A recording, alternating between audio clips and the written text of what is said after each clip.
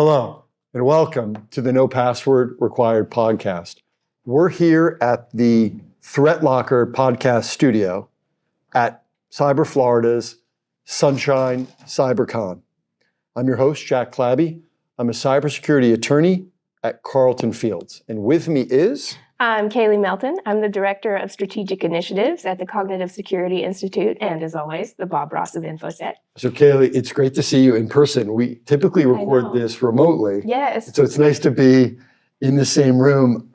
I'm used to looking at you, so I'm going to try to look out, but this is fun to record this way.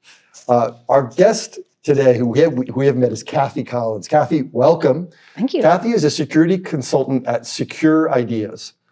Kathy, welcome to the No Password Required podcast. Thank you. Happy to be here. We caught your talk earlier today. It was just really awesome. Yes, thank you. And so we're so glad that you were able to come join us for this sort of chat here.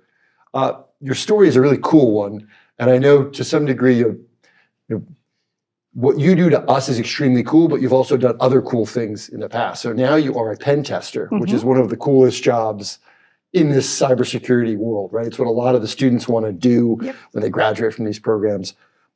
But you've had some other stuff too. So you had an IT role, and then you left that to go into the culinary world. Can you talk a little bit about your first role in IT, and then what led you to go into the culinary community, and then how you ended up making the pivot to where you are now? My first role was on the help desk at a company that some of you may have heard of called AOL. That's awesome. Yeah. I think it's still around. People used to, but it was help desk. So I was resetting passwords and telling people why their connection was bad, which, was not our fault, of course. Yeah. But it wasn't very fulfilling. It wasn't all that interesting. And I really hated being tied to that phone all day. Okay. So, I did that for a little bit, and then I got an opportunity to work in a restaurant because I was actually waiting tables part-time. Okay. I'd bartended, I'd waited tables and stuff, and so I'd always wanted to be in the kitchen, but I hadn't had the opportunity to. And one day I was waiting tables, and the chef walked out during Sunday brunch. Oh, walked out not to come back. Right. Walked out. He was not returning. Whoa. So the owner was there, and he turned to me and he said, "Can you make eggs?" And I was like, "Yeah, I can make eggs, So I hopped back there and I helped him, and he was like, "Do you want to just move into the kitchen?" I was like, "Yes," because I had waited tables from the time I was like 16. At this point, I was 27, 28. And I had expressed interest in the kitchen in Chicago where I grew up, but they said, it was a man's world then. They were like, "You're going to cry. It's too hot in here," my God. And I was basically laughed out of it, so that sucked, but, I didn't have any other way to go into it. And this just kind of happened, and I threw myself into it. And about 6 months later, I went back to Chicago. This was in Jacksonville, Florida. Okay. About 6 months later, I went back to Chicago, and I enrolled in the Culinary Institute of America. Oh, wow. And got my degree there. Right. And then at some point, though, you make another pivot. Can you tell us about that? Yeah. So about 20 years of cooking. Oh, wow. Okay. Yeah. And then during COVID, when they sent everybody to work from home, I was working for an energy company in Jacksonville, and I had a corporate chef job that I'd been on for about 3 years. Oh, wow. So I cooked for the CEO, for the staff. It was maybe 40, 50 people. Wow. And sometimes I'd do things in the warehouses that they had for those employees. But it was, for the most part, 9 to 5. Monday through Friday. I did things for the CEO on the weekends and some evenings, cooking for events and stuff. But I had just gone through a divorce, and I have a daughter who was 6 or 7 at the time. And she, going back to another restaurant that I have to work nights and weekends, long story short, when COVID hit, they sent everybody home, and I lost my job. So trying to figure out what I was doing or what I was going to do, I kicked around this, should I start a food truck and be my own boss, and, all these things. But then during COVID, I watched my friends who had restaurants just kind of spiral and swirl the drain. And it was really rough for everybody. And then the thought of having to go back nights and weekends and be married to a restaurant in order to make it successful, I had to do some soul searching. And, while I was doing this, I found myself on my computer a lot and in front of the TV a lot. And you see all these cyber attacks and, all this stuff going on, people working from home and the insecurities there. And I was on my computer all the time looking at stuff, doing things. And I came across boot camp. through Full Stack.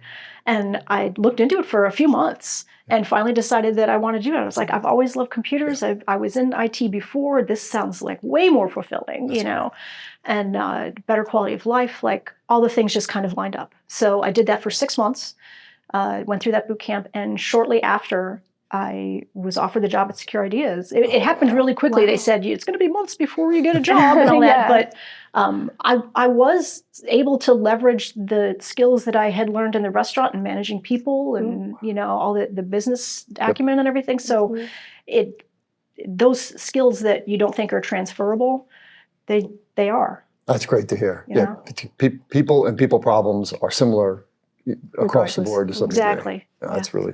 Did you have a particular role in mind when you were going through those classes, or were you just kind of like, whatever happens, happens? I was fully prepared to take a blue team role just because everybody wanted to be the pen tester, the red team. That's like the sexy thing that everybody likes, right? That all the students want to do. Yeah, that's why everyone's asking questions. Yeah. So I was like, that would be so cool, but like, I'm not going to get my hopes up because they were like 90% of the jobs are blue team, you know? So I threw myself into that. But then, you know, when this position came up in Jacksonville, I threw my hat in the ring and it just, the timing worked out. And, you know, I interviewed with Kevin and Jason and they're awesome and great. And it's been almost 4 years now. So you had been in Jacksonville and you got to stay in Jacksonville, or had you gone to Chicago and you came back to I went to Chicago when I went to school. This was 20 years ago, 24 something at this point. But I grew up in Chicago. Okay. And then I moved here with an ex and we promptly broke up. So you know how that goes. So I decided to stay. I didn't have to. Yeah. So I stayed for a while. I went back to Chicago to go to school and then ended up coming back to Jacksonville. Oh, that's great. Gotcha. Yeah. And that's great. That's great that it's a Florida-based. Or at least you can work at it from Florida, which is really cool. Yeah, and the home office is in Jacksonville. We do have remote people all over the country. And I work from home a lot. Like I don't have to go into the office. Yeah. You know, when I first started, for the first year, I was in the office every day, you know, just because, especially starting out in this field, you know, you want to be around people and have questions and stuff. And, you know, working just remotely, just starting out wasn't even appealing to me at that point. Yeah. But now it's nice not to have to sit in traffic. Yeah. Kathy, we know now one of your roles now is I always say get to do, which is betraying my thinking it's cool, right? But you do physical penetration testing. Yep. And there must have been a first time that you did that. How did you get ready for that first time that you're going to go do this? I got ready like I was, you know, a spy or something. I mean, we did all this OSINT, which you do normally anyway, but I was like, really into it. I think I had a spreadsheet and all this stuff. And then when we went to the first day when we went to go out there, my partner picked me up and he said, "Are you wearing all black?" And I was like, "Yeah, why?" And he was like, "It's daytime." That's awesome. You know? I was like, "Well, I don't know what we're going to do." Tactical vest. And I'm like, black stretchy pants too. I was like, what if I have to do? And I did have to climb up on the roof. So okay. He wouldn't go. He went up the ladder a little bit and he was like, I said, "I'll go. I got my stretchy pants on." That really was what it was. You got up on a ladder and you went on the roof. We did a lot. It was over 3 days, I think, that we were there. We sold a golf cart. You know, I mean, we took the keys off the thing and, you know, drove away in it and nobody stopped us really. We didn't hotwire it or anything like that. Yeah. But we did a lot of stuff. We got into a lot of places and that was at a hospital and it's disturbingly easy sometimes. That's a great point. You didn't have to hotwire it, right? Somehow you were able to acquire the keys and you were able to open it. Right. I don't need to hack something if someone just leaves a terminal unlocked and I can just walk up to it. Yeah. I mean, the reason we got into that area that had the keys for the golf carts was because we just followed somebody in that was, you know, walking. We just piggybacked on somebody that was walking in and, you know, we did that several times. And, you know, it's one of those social engineering things where people want to be helpful and they're like, "Oh, let me get the door for you." And I do it myself. I did it in the elevator last night and I was so relieved when this woman was staring at me to, you know, hit her button and she said, "Oh wait, I have to swipe to get to that floor because it was an open building. So anybody can get in the elevator, but you could only go to the lobby on the 6th floor." But I was like, "Okay, good. I'm not responsible for you." So, in your opinion, which task takes more planning to complete? A gourmet meal for 20 people or a physical penetration test? A physical penetration test for sure. Yeah. Like, I mean, it's a little unfair for me too, because I cooked for so long and so much that it's so second nature to me. And pen testing, and especially physical pen testing, is so unpredictable. You have that human element where you don't know if you ask somebody a question, how they're going to respond or how you're going to respond. Sometimes, you're just kind of, flying by the seat of your pants sometimes and seeing where it takes you. Yeah. Whereas cooking is definitely more structured. Even 20 people I can do with my eyes closed. But, Yeah. What about 200? I might need some help with that. Yeah. Oh my goodness. We have a debate in our house about the difference between cooking for a large group of people and cooking for a small group of people. Yeah. And we have some who are good at cooking meals for one or two, but then if you have like guests over, it's a much different thing, right? It's hard to do the good meal unless you're a trained real chef, right? But even if you're good at making a small meal, like eggs for one or eggs for two is very different than eggs for 200. Yeah. And somehow keeping it warm and figuring it out from like a math standpoint. Yeah, eggs are really hard in that way. They have to be done to order. That's a good Something like that. a good example, because that's something you definitely can't scale. Yeah. All right, so if you are now at a catered event or like hanging out, and someone, you're not making it, you're the guest, right? Mm-hmm. And someone asks you to, what's one of your great physical penetration stories? Do you have like a go-to that you tell people about?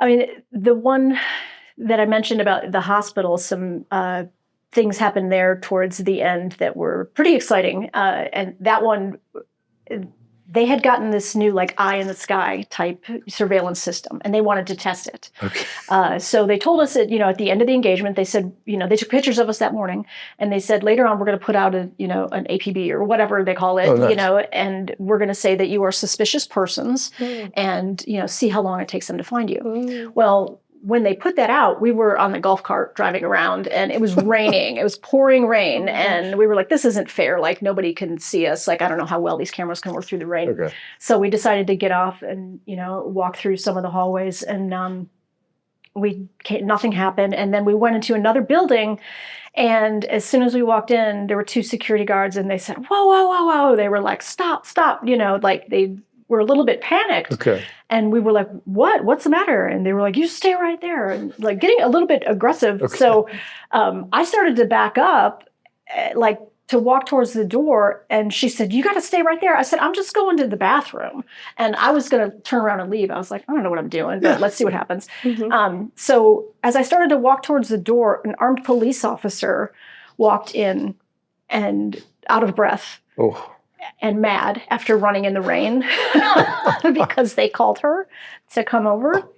And we finally said, we got to get out of jail free card. That's, we're testing everybody. We all had a good laugh. They never did ask to see the get out of jail free card, which unfortunately we had to put in the report because, but the police officer was none too happy. She said, I said, I was thinking about like taking off. And she said, don't ever do that. She said, that's when the hip comes out. And she had her gun, and she was mad she had to run in the rain, and she was mad she had to run. And, so that one could have ended more negatively, I guess. Yeah, that's scary. Oh my gosh. They forgot to tell the police officers that were on duty on the campus that we were testing. Wow. So there was a disconnect there. So the police officer didn't know that's what was happening. Oh my gosh. That's a tough way to learn. Yeah. Whose responsibility is that on a site? Does your team do that, or is the on-site team, or does it depend on each engagement? I mean, we have a call with them to set the rules of engagement, and that's something that I don't recall off the top of my head if that was, I'm sure it's in there that, they have to notify the appropriate parties, or however it's worded. But that they should have told them, like, because we don't always know like who needs to know or who has to know or who shouldn't know, that is on them.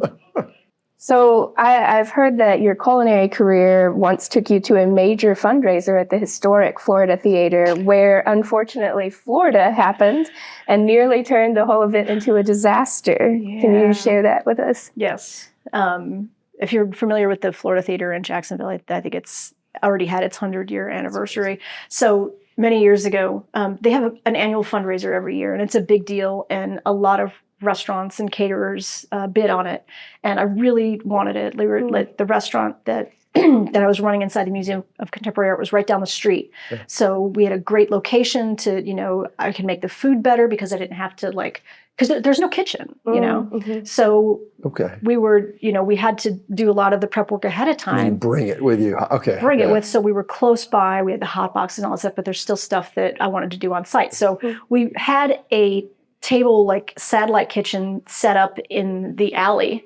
It was very glamorous. Depends how nice the alley is. Yeah. It's an It's alley. an alley. It's just an alley next to a 100-year-old building. Yeah. But they had planned on having it outside because the Florida Theater is, you know, it's a big theater, but most of the seating is, you know, in front of the stage. You know, you can't put people there to eat dinner. So they had tents set up outside. They had the whole street blocked off, and Florida happened. And there was I think it was a tropical storm at the time, and they were just hoping it would move away, and it didn't. That's awful. So, I mean, I think we were supposed to start serving hors d'oeuvres at like 6 o'clock, and at 4:30 they tore everything down. And we had to pivot, and they had to pivot. So they were so concerned about, let me back up and say that part of the reason that our kitchen was in the alleyway was because there is a no open flame rule inside this old wooden theater. Okay, fair enough. For obvious reasons. Fair enough. But in the chaos of it, you know, you're not thinking about that. You're just like, okay, well, I can't be outside here. Now I have to be inside here. They put us in the lobby, which was supposed to be for cocktails, and then they had to move. And then they had to bring in all these tables and set them up in the walkways and other various areas for, I think, 200 people at the time. Oh my gosh. So the servers were squeezing in between and trying to. Anyway, so hors d'oeuvres were fine. We're getting ready. We're waiting to put out dinner, and we had burners. They're propane burners, and if you've ever seen when you kind of shove this can in there and you lock it in, and then you click it to light it, and it sparks and it lights. Okay. At least that's what's supposed to happen. So a few days before, I was talking to the owner of the company that was doing all the decor. I was at her office, and her friend came in and was talking about how he, you know, wanted to be a chef, and you know, had done barbecue and all this stuff, but he was really interested. And she said, "Oh, Kathy's doing this thing at the Florida Theater and blah blah." And he was like, "Do you need any help?" And because you bid on these things and you want it to be, you know, the best it can be, and you want to get the bit, you kind of go low. And all I'm thinking was like, I could absolutely use another pair of hands. He was like, "You don't have to pay me. I want it." And I was like, "Sure, just show up at this time." You had me at free. Yeah. You had me at free. Which, you know, looking back was probably not the best idea. But his nickname was Sparky or something like that. I don't even remember. I think I blocked out his name. Yeah, fair. But he didn't know what he was doing. He went to light it, and he hadn't locked the can in all the way. So when he sparked it, the propane came out and shot a flame into the air, probably 8 feet. Oh my God. Off the top of the table. And it was like that scene in, have you ever seen the movie Backdraft? Yeah. Okay, do you know the scene where he's talking about the fire and he squirts the lighter fluid, and he's talking about how it's a living thing and it just kind of swirls up, and you watch that? That's what it looked like to me. I was just like watching my career go up in flames, basically. Oh no. So, you know, and I'm in charge in this situation, so I'm trying not to panic. So I just like grab a pan of water, and I'm like, you know, and I throw it on, and nothing happens, and it scoots down the table. Now everything's wet, and you know, somebody else is trying to shake it, and the fire's still coming out. And finally, when one of my line cooks like batted it like a cat, and it flew. We had the doors open because it was hot in there, so it flew out into the street and disconnected itself on the curb. Oh my God! So it just happened to be that the door was open, and that was what saved the. Yeah. And I know that sounds like a very short amount of time, and it probably was, but it was one of those slow motion things that lasted forever. Yeah. And, you know, and then, you know, we had to serve dinner, so then it was just kind of like, okay, so now put this chicken on a plate. That guy was like, I'm so sorry. Yeah. I was like, don't talk to me. I don't even want to see you right now. Process it until later on. I was like, oh my God, I could have burned down the Florida Theater. And we shouldn't have been inside with the flame. But everything was so hectic. Just the chaos that ensued after that storm was coming. Yeah. That's unreal. Sorry. That sounds like one of the most high pressure situations you can be in. Did that at all prepare you for physical penetration testing? Yeah, I think so. Just high pressure situations like that, where you want everything to go perfectly and you want, your client to be happy, it's kind of the same thing, It's a different kind of pressure. Yeah. There's a lot of pressure you put on yourself with this job. Yeah. I mean, with cooking too, Yeah. but because what we're doing when we're pen testing is, removed from the client for the most part until it's over, unless we have questions, and then we do the readout of the report and all that. A lot of the pressure and panic they don't see.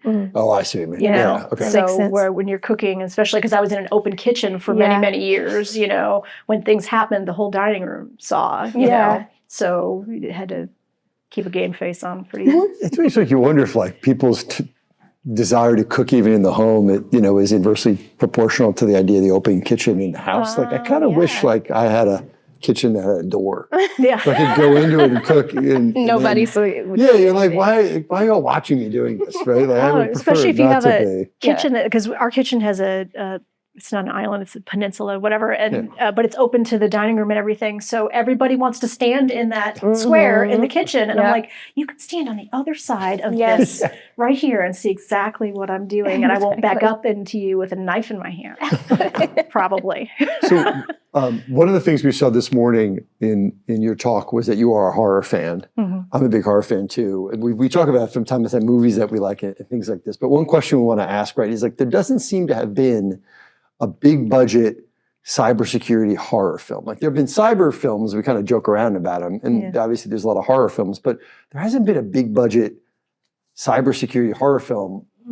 Why do you think that hasn't been? Like do you have any ideas for one? Like what could we do if we wanted to do some kind of a big budget? I don't know. It's on everyone's mind. People should. Yeah. It's like they're doing, I watched a movie over the weekend called Companion. It was, it's an AI kind of, it was really good. Is it good? I've heard it was. Yeah, it was a really well fun done. movie. It was a fun horror movie to watch. It was more psychological thriller. But I don't know, there was Fear.com that came out in the 2000s. That was probably the biggest one I can think of. But I don't know why there hasn't. Like there seemed, especially with like, when you start talking about dark web stuff and everything, like there's so many opportunities there. Maybe we should pitch something. There was The Beekeeper, which was a Jason Statham action movie that may have only been it was on Amazon Prime or Netflix or whatever. And it was like an action movie. And the premise was the beekeeper is like a retired government operative. No spoilers here. But he forms a relationship with someone who's an older person, played by a very famous actress, I think Felicia Rashad, from The Cosby Show.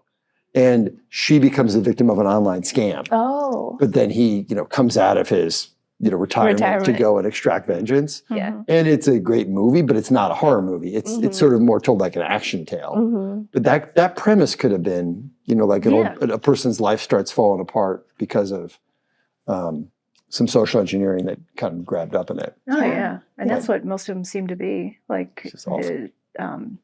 With the cyber movies, the ones that we have had, they seem to run more along those lines. Yeah. I've got to check fear.com out again. I remember when it came out years ago. And I don't The know Beekeeper, if I ever saw I it. have that in my queue. I haven't watched it yet. Now I'm going to have to watch it. Yeah, I haven't seen it either. It's going with the correct skeptical mindset. But Okay, I good to know. thought it was pretty good. As a Jason Statham movie goes, it is a Jason Statham. Okay. It's that, if you've seen one of those, Yeah. you've seen, Yeah. you've seen more of them. So, speaking about scary stuff, you mentioned the dark web, and we mentioned how amazing your talk was earlier about it. How do you use the dark web as a tool in your work as a pen tester? I don't have to go on the dark web to get the information that I need. We have a tool that we use called Flare. There's a lot of these dark web monitoring tools out there. That's just the one that we like and we use. But what it does is we can put in a name or a domain name, our clients, whatever it is, and it'll scrape everything, aggregate all the data, and find any mentions of that name on the dark web in real time. So you can see it come up. So if I'm on a test and I have found an admin login page and I want to try credentials on there, that's a good way to try and do it. We can find, and sometimes, they're old or, they've been changed, or sometimes they're not even, people use their their work emails for a lot of different things. Yeah. You know, you're signing up for Kohl's.com or whatever, and you're using your work email. So it hopefully is different. But if you're reusing your passwords and you're using the same password for Kohl's as you are for your work email and not rotating it or anything, then, you know, we all know that that can go south real quick. Yeah. So that's been a lot of what I've used it for credentials. For the most part, that, and we do have some other things that we offer clients that are not part of the pen test for the dark web monitoring. But as far as pen testing goes, we look a lot for credentials. It's just a fast, easy way to kind of check some things off. Gotcha. So you are also a part of the BSides community in Jacksonville, which I love. I love all the BSides. Yeah, they're great. What excites you the most about helping out and helping run it? And how can newcomers make the most of events like BSides? They should attend them. First of all, absolutely. yes. And they're, I mean, BSides, you know, are relatively cheap or free depending on, you know, who the sponsors are and where they are. Yep. Ours is really low cost. And if you're a student, you know, we have student codes because it's held at the University of North Florida every year. And it's great to see the students or people just getting into the careers and how excited they are about everything and, you know, what they're learning, because it wasn't that long ago that was me, you know. I mean, I've only been, you know, between school and work now, it's been not quite 5 years since I've transitioned into this field. Yeah. So I still have a lot of that excitement and, you know, learning to do. And so I would go to, you know, as many talks as you can. You know, those are always great, you know, and try to vary it, you know. Yeah. Something on, you know, maybe compliance or whatever maybe doesn't sound that exciting, but, you know, you'd be surprised like how fun and interesting everyone makes their talks. Yeah, that's a really good piece of advice for sure. All right, so we're going to take a short break now here in the Threat Locker Cybersecurity podcast studio. And when we return, we'll go through the Lifestyle Polygraph. Stay with us. You're listening to the No Password Required podcast. We cover cybersecurity and a lot of other stuff.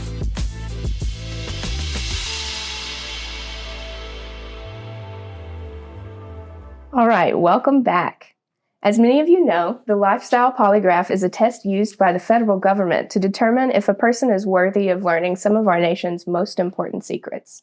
Here, though, we use it for only slightly lower stakes to determine whether our guest can join our fantasy cybersecurity squad. Kathy, are you ready? I'm ready. All right.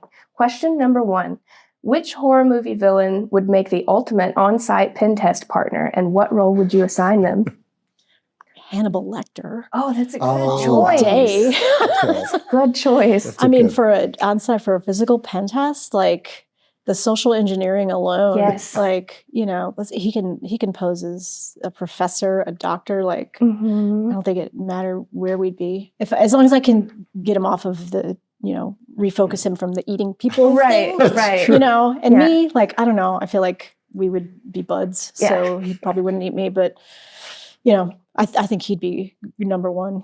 Yeah, That's a really good I choice. couldn't make him wear that mask because then that would kind of throw people Yeah, off that- too. Yeah, You know, You'd have to keep a tight cordon Yeah. around the Yeah. situation. He would probably try to escape as soon as Oh, he could. Oh, well, Fully. I remember in the movie where he picked the Yeah. handcuffs behind his back Yeah. in that cage. Yeah. Like, yeah, for sure. yeah, it's a dangerous game, but I mean, some hackers are kind of a dangerous game A too. little so. sketch. Are you usually in a team? Is it usually a two-person situation so you could watch each other and play off each other? Okay. Cool. Yeah, exactly. I was wondering. All right. Number 2, if you could have any horror movie soundtrack playing while you stealthily breach a building during a high-stakes pen test, which one would set the perfect mood? I mean, I think Jaws probably which is one of my favorite movies. I Yeah. hear that soundtrack in my head sometimes when I'm just doing something. If I know it's gonna like amp up, if I'm like just starting dun dun Yeah. dun dun dun dun dun dun dun. So it would have to be that, and then I would get more panicky and move faster as it, you know, as Yeah. the music got faster. It's one of the few soundtracks that you can just hear the first 2 bars. Always. Yeah. Right? Yeah. It's enough. People know Yeah, exactly what it is. exactly. They just really absolutely is. nailed it. Mm-hmm. That's also one of those movies where, you know, you're talking like a teenager and she's like, how could this be scary? It's about a shark. Right. It's in the water. I'm like, oh, there we go. Here Yeah, we go. Boom. let's you find know? out. let's play this. You know, We watch it every summer. At least the first one, if not all of them. It's one of my favorites. But it's good to watch at the end of the summer when you're yeah. you're ready, when you're sad about like kind of leaving the summer behind. Yeah. Well, you know what? I didn't want to go in the ocean anyway. my daughter's in surf camp. And, Oh my gosh. so Oh my gosh. but she's not. She's totally cool about it. She has no fear of it. She did good. get pounded by a wave in Grand Cayman many years ago, and after she got past that, I think she's just like, I'm fine. But on the Atlantic coast of Florida, right, when they start swarming, the local television stations put helicopters up, and now it's drones. Oh. So if you're out there and you look and you see where the drones are, and you're not where the drones are, you're good, because that means the sharks are over there. Interesting. So you're actually sort of okay. When you see them out there and how close they are to the shore and to people, even though they're pretty far away, like too close for comfort. Exactly. Yeah. I think we had one off the shore of St. Augustine, a great white recently. I saw in the news within the last couple of weeks, I believe. One that they're tracking. If it's here to eat the other sharks, and then it goes, maybe it's okay, but I don't know. But what if they eat them and now they're still hungry? It's just an appetizer. Exactly. That's no good. All right. Question 3. We heard you recently helped your teenage daughter renovate her bedroom, and part of that included displaying some of her prized vinyl records. What was that experience like for you, and how has music become something you both bond over? Oh, it was great because I had her a lot later. And so being an older parent, and then being able to introduce her to the music that I grew up with, the, 70s, 80s music and the horror movies. And when she was a little bit older, of course. Yeah. But I remember the first time I showed her the video for Thriller, which to me, I was just like, great. This is horror and music, Yeah. So, and I probably showed it to her too young. She was a little freaked out, but now she loves it. We redid her room, and I put 4 shelves on the wall where she displayed some of her albums, and she's got Thriller up there. That's That's awesome. So she That's does awesome. swap them out like a little bit. Yeah. But it was great because she gets she's got such a wide taste in music. Probably once or twice a year, she'll come home and tell me some story about at school, one of the teachers saying something that they don't expect any of the kids to get. And she's like, "You talking about Oasis?" Yeah. And they're like, "How did you know that?" My partner and I have a joke about Oasis because I've recently gotten my hair cut, and the other day they were like, "You look an awful lot like Liam Gallagher." Oh, come on. And I was like, "What are you talking about?" And they showed me a picture and was like, "Boom, roasted." One of classically a good-looking person. All right, it could be a lot worse. Fair It enough. could be a lot worse. Very popular. It's true. If the intent behind it is what's. Yes, exactly. We have at Christmas, my 2 daughters both received record players to play vinyl, but they didn't receive very many records because I think it wasn't clear how expensive they are now. Oh yeah. So we have 2 Taylor Swift albums and OK Computer by Radiohead currently playing, which is great, but there's only so much of those 3 you can take. And you're like, it is kind of nice that we do have Spotify, the availability of other music, because it's been, I know the words to 25 Taylor Swift songs. Oh my God. And I already knew the words to OK Computer. Yeah, so now but anyway, I hope I get a trivia question on that one day, and I'll be. So you'll know. You'll be set. Exactly. I can answer. We did the same thing. She got a record player for Christmas, and I got her 2 albums. And then we went to a record store nearby that had old, so That's what we some need to cheap do. ones. But my wife was like, "I think I have my old records in the garage," and I was like, "Get out of here, really?" Yeah. So she went out there and dug them out, and sure enough, she had 3 Thriller albums for some reason. But In some ways, her dad was a that's not DJ, enough. so I think he got promo stuff too. That's so really she had a cool. lot of 45s and That is so all cool. this cool stuff. So she's got a stack of them now, and it didn't cost me very much, thankfully. That's awesome. That's very, Yeah. very, very. Yeah. All right. Number 4, what was your absolute favorite childhood toy? And do you see any hacker tendencies in the way that you played with it? Oh boy. I had a lot of favorites that I wish I had now.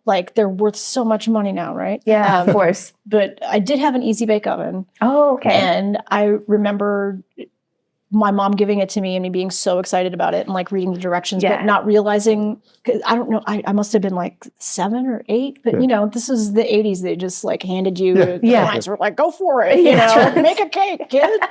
There's some charcoal. Yeah. Just figure it out. Yeah. How Dig did a that pit make in the a yard. cake? There was a light bulb inside of it. I don't know. I'm sure they're not Yeah, like that it's now, but at the pretty time there was a 100-watt light bulb inside of it. Yep. And it's cooking stuff. So, and I hadn't cooked anything at that point. So when it came out, I grabbed it with my hand, and it was this hot little metal pan. And I was so shocked that I took it apart because I was like, what is this thing? I was so confused. I hadn't cooked anything. They Yeah. like literally were just like, here you go. So I kept playing with it after that. But like, it was interesting that I hadn't realized a light bulb could cook anything. Like there were Yeah. so many lessons in that. But like, It tells you about what those old school incandescent light bulbs, Right. the heat they were Yeah. giving out. Yeah. People were using them in the north. If you had chicken coops, it was enough to have a light bulb like that to Yeah. keep water from freezing. Yeah. Oh, wow. So you could keep the chickens with their water during the winter. They're crazy. Yeah. You just give them to a kid. No problem. my mom with her cigarette. Oh, here you go. Have fun. Yes. All right. Final question. If you had the chance to beat Bobby Flay and finally knock that smug look off his face, how would you use your hacker mindset to craft that winning dish? I don't even think I would want to do any kind of hacking anything. Okay. I would just make a dish that I know how to make over and over again Mhm. and just mop the floor with him. Yes. He needs it. He needs it. I was well known for a shrimp and grit dish that Oh, nice. I did at a restaurant. And I'm from Chicago. I didn't grow up eating shrimp Okay. and grits and all, so I didn't have a lot of preconceived notions about it. Yeah. So when I started messing around with this recipe, I just kind of made it my own, and it turned out great. Cool. So that was one of the dishes that, you know, sold the most at the restaurant that I was well known for. So I think I would make that. Mhm. Yeah. Yeah. I want to see that happen. Is it something about chefs? Like there's so many television shows about cooking, which is like this beautiful artistic thing that you feed your friends and family with.